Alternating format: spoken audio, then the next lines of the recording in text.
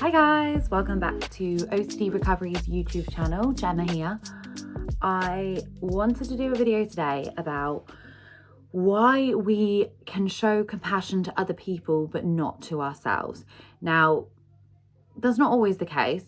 We do need to work on our other acceptance, definitely. I certainly did. I did a voice note in the group chats the other day about, when I started being more accepting of others and therefore treating them differently, their response to me was different, and relationships improved, things improved in various places, in various aspects of my life.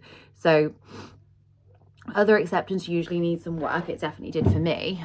But when we kind of get to a place of experiencing other acceptance, we tend to be able to show compassion to other people a lot sooner than we can start showing compassion to ourselves. So a lot of people I speak to say things like, I can understand the concept of if someone does something, some heinous crime, that doesn't necessarily write them off as a person. I can understand that they are not their actions, they are not, the way they've been raised. There's so many outside factors that make this person the way they are. So we can apply that to other people, yet it's really hard to say that about ourselves. I was saying to someone on a call the other day, I was saying, so everyone in the world, it's okay if they do bad things. Every single person, you can accept if they do something bad, but you can't accept yourself.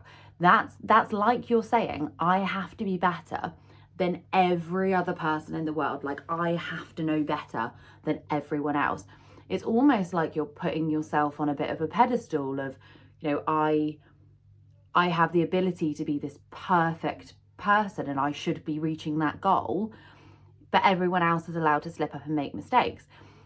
That's so much pressure to put on yourself. That's a ridiculous amount of pressure to put on yourself, saying that you can reach this level of perfection, which doesn't exist. As a lot of us know, it doesn't exist. You can't be perfect. You're human, you're fallible, you're going to make mistakes. And it's really important to try and start to apply that compassion that you're applying to other people to yourself. And that's not, it's not always the case that we're showing compassion to other people, because other acceptance is definitely something lacking. But I find other acceptance tends to come a lot quicker than self-acceptance. We find it a lot easier to beat ourselves up than we do other people. We find it easier to hold ourselves to ridiculously high standards. And they are ridiculous because you can't possibly always be perfect. You're going to make mistakes, and you're going to do things that you look back on and think, I don't agree with that. I have made so many mistakes in my life, and there are so many things that I look back on and I think, I wouldn't say now I wish I hadn't done that, because that's not the case anymore. I can still look back on them and think, that wasn't great, that wasn't a great behavior. It's not something that I would recreate now. I wouldn't say I would change things, because I have this concept in my mind that if you change, anything that happened in the past, then that could potentially change where you are now. So even the things that I look on and think, oh, that's a bit cringy, or I'd rather not remember that one. I also don't think I would, given the choice, change anything, because every single thing that I've done has led me to and made me exactly who I am now. So, and I like that. I like the way I am now. I like my ability to deal with things. I like the acceptance that I have for myself and for other people.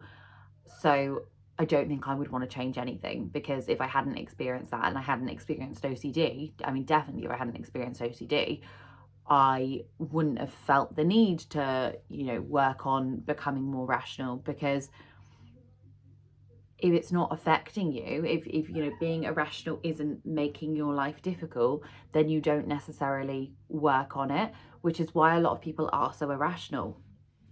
And they don't think, oh, I would rather be much more rational, so I'm gonna work on my beliefs. And it's hard to find the motivation to do something like that if there's not a reason to do it. I mean, it's hard to find motivation when you have OCD anyway, but if you don't have OCD and being irrational isn't affecting you in a way where, you know, it's making you extremely anxious or it's making you extremely depressed, then you're a lot less likely to try and do something about it, because you don't feel like you need to. You just, you know, this is the way I think, it's not a problem.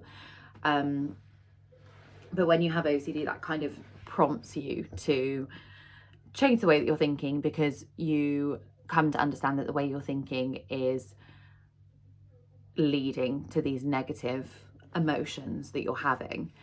So yeah, applying compassion to yourself is really difficult, and it does take a lot of time.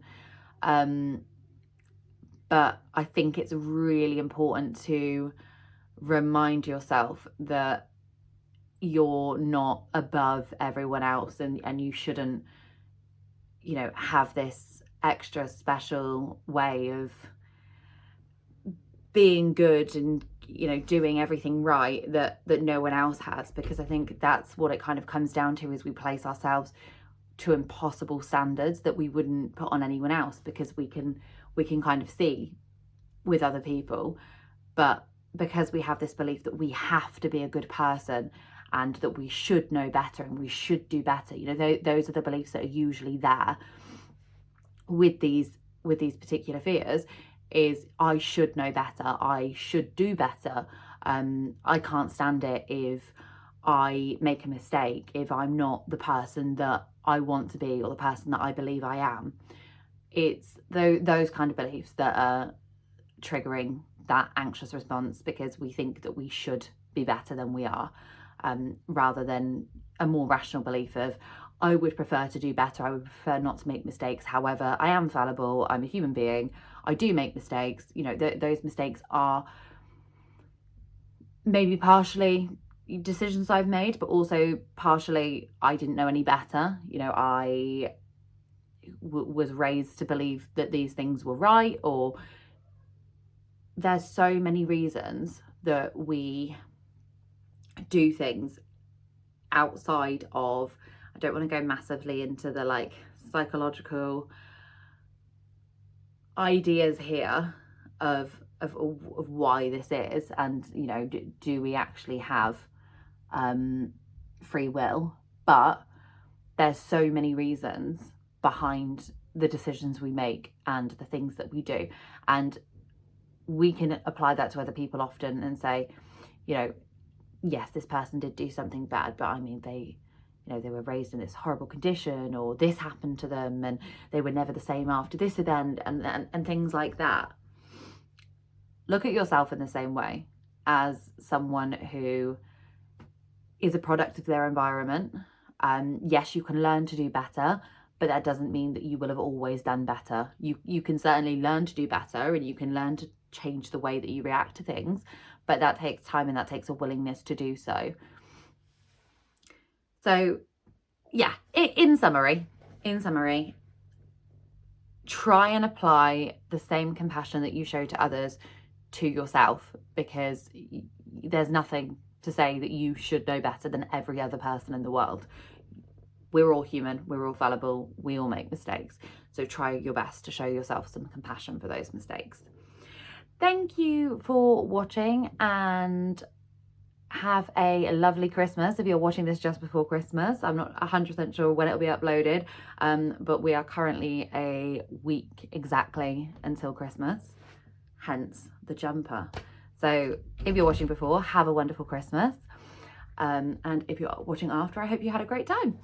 If you have any ideas of videos that you want me to do, anything in particular that you'd like me to cover, please just pop a comment below, and I will add them to my list.